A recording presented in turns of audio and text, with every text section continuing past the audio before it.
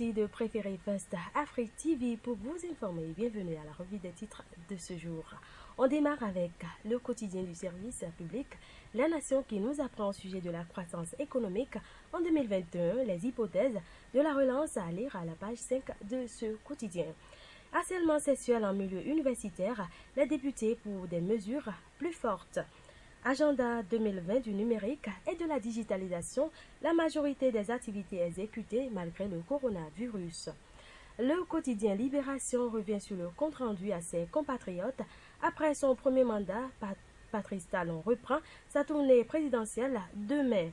Démarrage hier du tournoi UFOAB U17, la liste des 24 écureuils sélectionnés. Reddition de comptes à Porte-Novo, la gestion de tasses fiscales ou civiques au menu. Le quotidien Le Matinal qui nous apprend matinalement au sujet du réaménagement des horaires de travail dans l'administration publique, le secteur de l'éducation épargné, les précisions de la ministre Adidjatou Martis. Avis hasardeuse du directeur des services législatifs sur la monnaie éco et la fin du franc CFA. Yves Hogan diminue de ses fonctions. Il est remplacé par Olusegun Sebo-Tijani. Le quotidien Le Béninois Libéré qui libère l'information selon laquelle les réformes des horaires de travail dans l'administration, la Cour modifie ses horaires de réception de recours. Première édition du tournoi 100% ABT, l'invite du couple pétonné autour du cheval gagnant. Seconde phase de la tournée nationale du chef de l'État, c'est 17 communes qui vont accueillir Talon dès demain. Et le quotidien Nord-Sud qui titre en bandeau, service administratif, pénurie de timbres dans les mairies. Biosécurité, pourquoi le Bénin adopte ce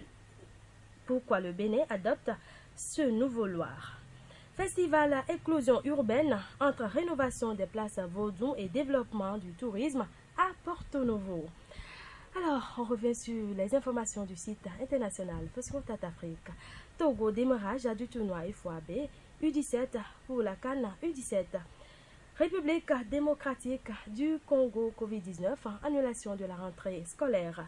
Centrafrique, le président Faustin Archange Touadéra réélu dès le premier tour.